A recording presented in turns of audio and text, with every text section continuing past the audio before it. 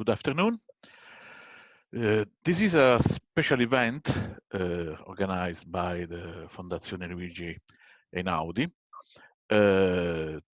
together with Andrea Virag from Republican Institute, because we are very worried about the political situation in Hungary, and therefore we wanted to raise awareness of what is going on there, what is the political situation, what are the choices that the government has done after basically taking full powers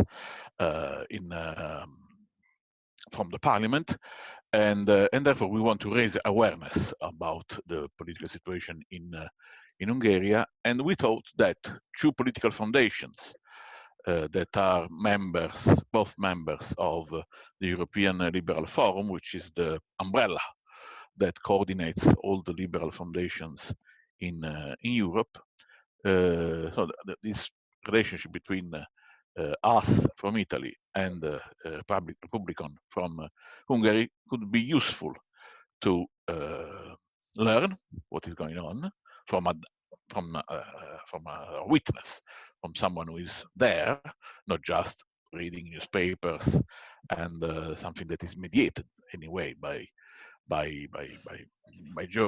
newspapers, by websites, and to ask what is going on and how we can help, because we think that we, as Europeans, as liberals, as people with guided by democratic principles, we should help Hungary and the Hungarian opposition, more specifically, to weather this very difficult situation. So I'm very happy to introduce Andrea Virag from, as I said, the Republican Institute.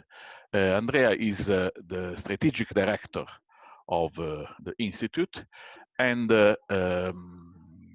she's studied political science, statistics, and history as her formal education, and she works on the electoral behavior in Hungarian politics, and she's a scholar analyzing the party systems, how the party systems work.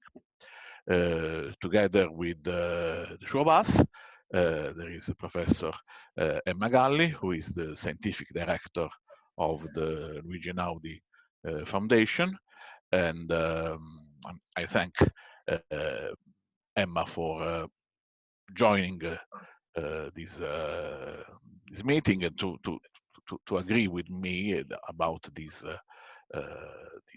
event. Thank you, Roberto. Thank you, Andrea.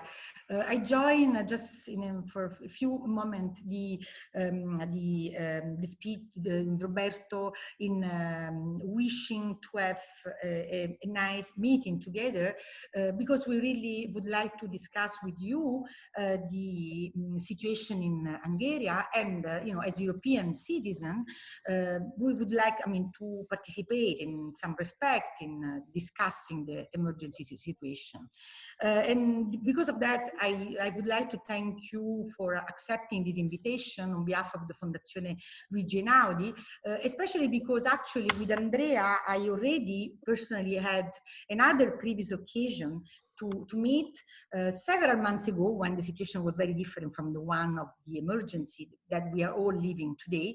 And so it was a very peaceful moment, and we met in Helsinki, in Finland, and Fondazione Luigi Einaudi on the one hand and the Republican Institute on the other, together with other participants, we were participating to a very important event organized within the umbrella of the European Liberal Forum by Magma, which is a think tank, liberal think tank in Finland.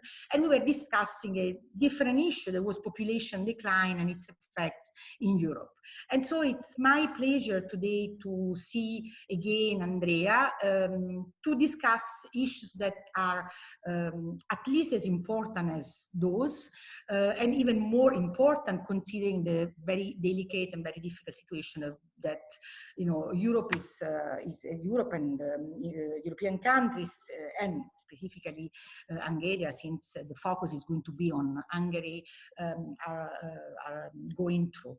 So I can start the interview if everybody agrees, asking Andrea to describe briefly the first decrees that have been passed under the new emergency regime by the government in Hungary. So try to describe to us, to all of us, which were the major steps in the direction of the degrees, passed by the government. Yes, first of all, let me just say thank you for having me, and thank you for this initiative to talk through these issues this way online. As Emma mentioned, we met in Helsinki several months ago, and I, as a think tanker, really miss those opportunities to meet somewhere in Europe and discuss important topics, and I think it's a great initiative to somehow carry on with our discussions on important topics to us. So thank you again. As for your question, well, there are, I think, literally hundreds of decrees since the state of emergency was declared in Hungary. It was now more than 1 month ago in March. And well, as you might know, there are a lot of decrees regarding the healthcare situation, like logistical details around hospitals, around nursing homes, retirement communities, etc. Also, there are several initiatives regarding economic situation and how bad this whole crisis gets the economic situation. Well, of course, not just in Hungary, but also, as I know, in Italy and also across Europe and across the world. So economic steps are very important, and also somehow connected to the economic crisis, also tackling on the social crisis caused by the whole coronavirus situation. Of course, a lot of people lost their jobs due to the crisis. A lot of small entrepreneurs had to close their businesses, restaurants, pubs, and so on. So maybe the lockdown in Hungary is not as severe in Italy right now, but it affects many people around the country. So it's important to help those. I think there's a legitimate debate in Hungary whether the government is doing enough to answer those social questions, answer the social and economic crisis in Hungary. But there are a lot of policies coming and going. Also, of course, regarding education. Schools are closed for a month now in Hungary. The final exams, the graduation is coming up in 2 weeks. So it has been decided that no oral exam should take place this year. Instead, only written exams will take place this year. Also, there will be no graduation ceremonies in Hungary. There's a slight change in the application system for universities and also elementary schools and high schools. So the whole system is changed in order to avoid huge gatherings and people contacting each other personally. However, besides those questions which are clearly connected to the crisis and should be answered and should be done, there are some, well, more interesting steps from the government, which, as you might know, accepted a bill in the parliament called the Authorization or Enable Act, depends on how you want to call it. The main point of this bill is that in case of a crisis and in case the parliament cannot be in session, the government can run the country by decrees. So basically there is no need for the parliament to be in session, which is a very interesting development in Hungary, and also it raised a lot of questions throughout Europe, because there are solutions for this kind of situation. We see around the world how online parliamentary sessions can be done, and how it's all, well, solvable. Of course, it's not ideal, but there are solutions to handle this situation. But the government accepted that bill. However, it should be said that since then the parliament is still in session, so there is no, well, proof until right now that the government wants to shut down the parliament altogether. The parliament is in session now every week, so it's still moving on. However, there was a huge law in front of the parliament. Actually, it's still in front of the parliament right now, which contains a lot of steps, a lot of policies which are not connected to the crisis at all. So just some of my favorites, or some of the most important things. I tried to explain it as much as possible for non-Hungarian citizens as well. There is a huge debate between the local government of Budapest, which belongs to the opposition, country-wide opposition, and the government regarding one of the, or not one of, the major park in Budapest. The government wants to build a museum quarter in the park, but the government of Budapest really opposes this idea and says we have to preserve the park as it is and preserve it like a green park where people from Budapest can go and relax. Well, the government said a few months ago, that they will not do anything in Budapest. They will not build anything in Budapest which the government of Budapest or the municipality of Budapest does not want. So that was the situation since October or November, and now in that new bill which was introduced and which is in front of the parliament, there is a section regarding the park, the city park, and how that museum quarter will proceed and how they will do it despite the strong opposition of the local government of Budapest.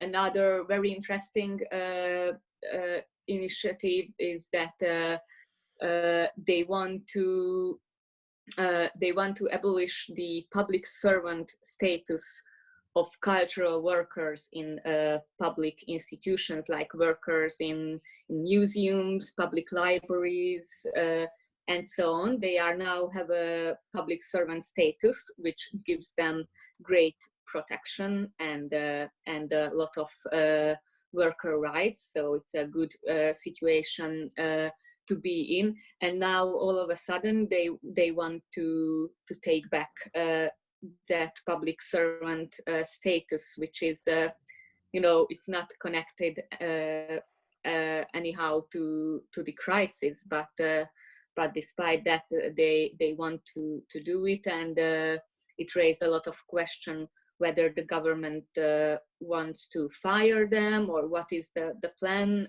with this whole question.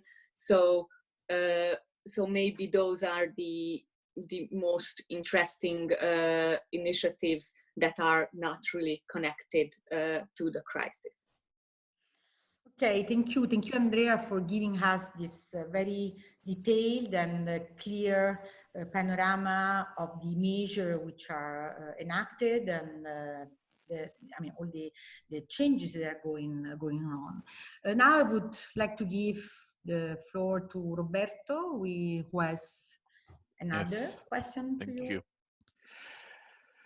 So now you have this temporary, hopefully temporary suspension of checks and balances, what the parliament provides with respect to the executive power. And do you think this is a risky development for a democracy, especially for a young democracy as Hungary, which became democracy after the fall of the Berlin Wall, which turned 30 last year? Can you elaborate on this? Sure.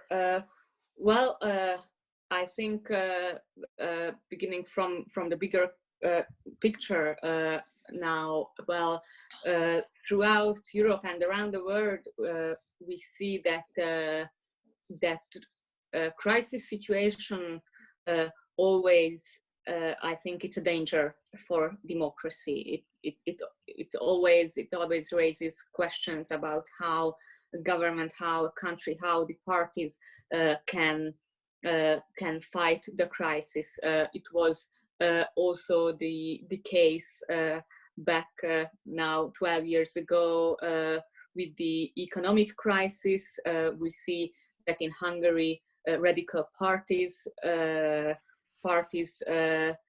strengthened a lot due to the crisis, and it always somehow a great challenge for democracies to handle these situations, I think. And throughout around the world, we see that the government, the central government, becoming more and more important, and maybe people need to see a clear leader, a strong and clear, powerful leader who can fight the crisis and lead the country forward. So it's important. Which the problem in Hungary is that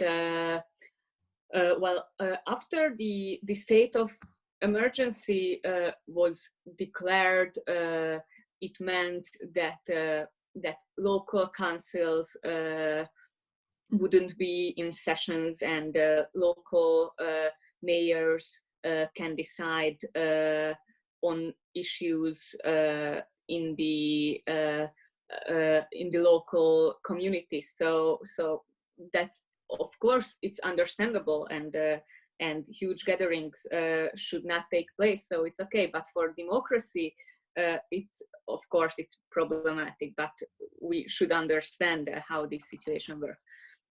What the problem is with this so-called authorization act is that there is no deadline, as you mentioned. So around Europe, we see these kinds of steps, but they have deadlines. And in Hungary, there is no deadline. The opposition, all of the opposition parties said that they will vote for this bill if there is a 90 days or 100 days or whatever, how many days deadline. So they didn't care about 30 or 15 days. Just just have a deadline and see what's going to happen. And somehow the government was not really open to those suggestions. I should say that I think it's not necessarily because they will not end this emergency state and they would like to continue forever. I think it's not necessarily the case. I think the main point was to create a trap situation for opposition parties, because they knew that opposition parties will not be able to accept the law as it is without a deadline. And this way that they voted, of course, the whole opposition voted no. The government can say that the opposition is not taking part in handling the crisis. They are against Hungarian people. The opposition is on the side of the virus and doesn't want to make the hard but necessary steps to stop the pandemic and stop the crisis. So it was rather a very well orchestrated political trap for the opposition than some kind of power grab or whatever. But nevertheless, I think it's very dangerous. And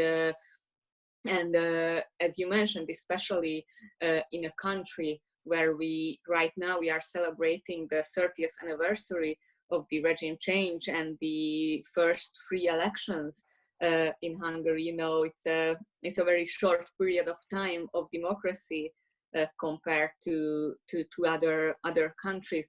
And although Hungarian voters are enthusiastic for democracy and they want to live in a democracy, they also, well, at least polls show that that in many cases Hungarians think that a powerful authoritarian regime can fight crises more effectively than democracy.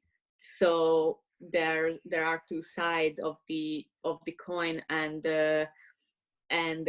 well, at least what the last 10 years of Fidesz government and all the reaction to all those things that Fidesz have done with our democracy, we see that voters are, at least the majority of the voters, are not well, angry enough and disappointed enough in Fidesz to vote for someone else. So I think it's a dangerous situation, and I think the most important thing is to keep checking the government. However, official checks and balances are now well, out of the picture, but we have the parties, we have civil organizations, NGOs, we have European institutions, we have the citizens who can pressure the government to withdraw this authorization act when it's time to do so. We have another question now. As you probably know, the emergency situation in the European countries is bringing about some populist drift. And this is a topic which is quite debated in public debate, on the newspaper in Italy, and also, of course, in other European countries. Populist movements generally tend to claim that they promote the interest of people, which is conceived as a kind of monolithic body, rather than as individuals and group of individuals that may have different interests. So my question is whether you think that the authoritarian drift of Hungarian government can be explained by this simplistic attitude that take advantage of people's fear for the health emergency in your country? Well, yes, in a big part, I think it can be described as this. I think you shouldn't only look at this situation right now that we are in with the coronavirus, but also if you think about the Orban government actions since 2010, you clearly see a pattern of enemy making. First, it was the IMF. Then it was the European Union, Brussels. It was George Soros. It was the migrant crisis, of course, gave another opportunity. And in the last month before the coronavirus crisis hit, we clearly saw an attempt from the government to make a conflict against the Hungarian Roma population. So we saw again and again how the government was creating enemies to fight with, and also enemies that the Hungarian population fear. So there is a huge fear in Hungary from migration and migrants, although there are like no migrants in Hungary, as you all know.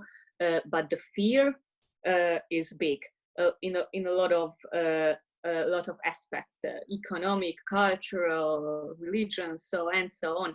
And the government's strategy was to raise fear from migrants, from George Soros, from Brussels, as they call it, so from anyone they would like, and then be the one entity that can answer those fear and that can fight with them and fight on behalf of the Hungarian people, which is, as you mentioned, which is a very simplistic approach, and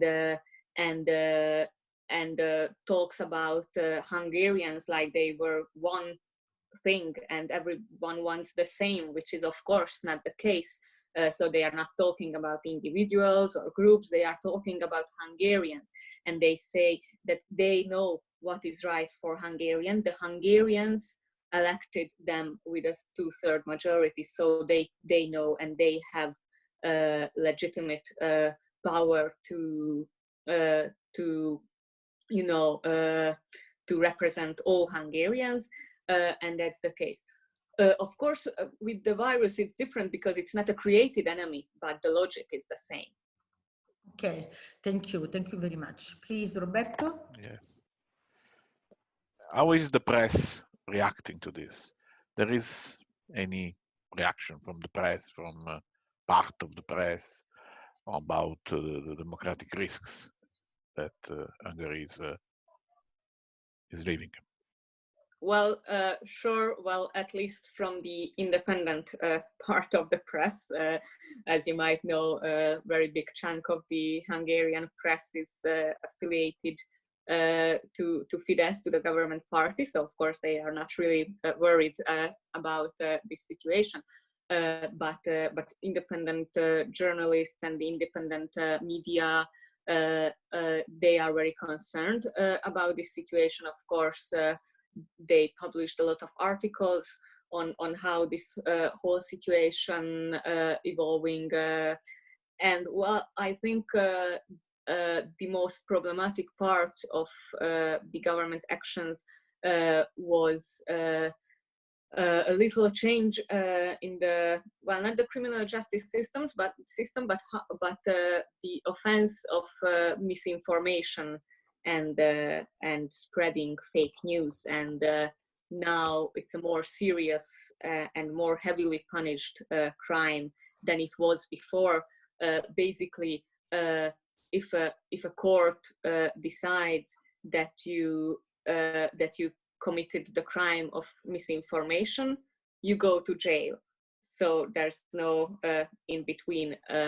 And of course, it's a very problematic issue to decide whether it is fake news or not. Is it fake news if a journalist say that there are not enough tests or not enough facial masks or personal protective equipment in Hungary. Is it fake news or not? Is it dangerous for the government to fight with the virus or not? So it's a very problematic questions, and of course people in the media are very concerned about this change. But I think what they can do, and they are doing it, is that to continue their work as if everything were, well, some kind of normal, and continue to carry on with their watchdog function and check the government and just report everything which they think it's important, and I think they are doing that. Okay. Thanks. Okay, now, which is, according to you, the role of foundation, like the one that you represent, at this stage of the democratic crisis in Hungary? Well, personally, I think we have many responsibilities as political foundations or think tanks working in Hungary. First of all, I think we should, as also journalists and as also everyone, but we who have as this a profession, we really should follow closely what the government is doing and raising awareness among the population when we think that someone is going in a really bad direction, and to maintain, as we are a liberal foundation, to maintain some liberal voices around the country, which is well, not just in this time of crisis, but every day in Hungary. It is very important, I think. So to carry on with these. Also, I think fortunately, Republican has a really wonderful network across Europe, and I think we should really reach out and talk with our international partner, just like we're doing now, and to discuss everything related to the crisis and how countries can fight, and how political foundations can fight this situation. And maybe last but not least, I think it's also important for us to carry on with our planned projects for the year, with our planned activities, and to give something to people who follow our institute, to give something to read, to watch, to listen to, which is not the pandemic and not all the news around this whole situation, because I think it's important for people to just try to relax a little bit and do some things that they enjoy, and we are trying to provide these, of course, I hope serious and political materials to help those who are interested in it. Yes, that's good. So keep high the attention, keep high the initiatives and project on liberal values and tolerance and those kind of very important issues. Now, finally, Roberto wants to close with the last question. Yes, just a last question. The European Union is clearly, the attention of the European Union is clearly taken by other events, dramatic events. But I think, are you satisfied with the reactions that the EU had? There was a letter signed by some members of the European People's Party, the party to which Fidesz belong at the European level, calling for a vote in their party, in their European party. But on a more general level, a more institutional level, what do you think the European Union can do? Well, first of all, as you mentioned, I think the European People's Party should be really concerned about what Fidesz is doing right now, and I understand the open letter and the signatures, but at least as far as I know, there was no clear actions or no clear discussion, at least not that we know of, with Fidesz to, you know, to really signal them that they should stop doing what they are doing now. I think the EPP has a big role in this whole situation. The European Union in general also, I think, should be more clear on what they can accept and what they cannot, and what might be the consequences of the situation in Hungary that we see right now. But also it's a very tricky situation, because whenever the European Union says something like the Orban government should stop doing what they're doing, and talks about invoking Article 7 and every other thing, the government can continue with its anti-EU propaganda. And now, if you look at the social media pages of the government, or you listen to the interviews done with Fidesz politicians, you see that they are really critical of the European Union and say that if the EU cannot help solve this crisis, at least they let us do our job and not, not hurt us in doing what we want to do. So it's a tricky situation, but I think the only way to stop Fidesz is to put pressure on the government, whether it is economic pressure or political pressure or any kind of pressure. Power and pressure is at least right now, I think it's the only thing that will stop Fidesz from carrying on freely with its plan. Okay. Thank you very much. Thank you. That Emma can say a few concluding Final words words to end the meeting, which I think has been interesting and has given some details to what is going on there, and to raise this awareness of what is going on. I think we all should be very concerned and very vigilant on what is happening in Europe, because this is Europe, and so this concerns all of us. Yes. Thank you so much. Yes. Yes, I fully agree with Roberto. We are aware, we are vigilant, and I think that this initiative, this occasion was important, especially in this spirit. And we really want to thank you for accepting the invitation and to keeping the dialogue among the liberal foundation in Europe, because I think that that's important. As you mentioned before, the political foundation are subject that can do a lot in the European countries in this circumstance specifically, but in general.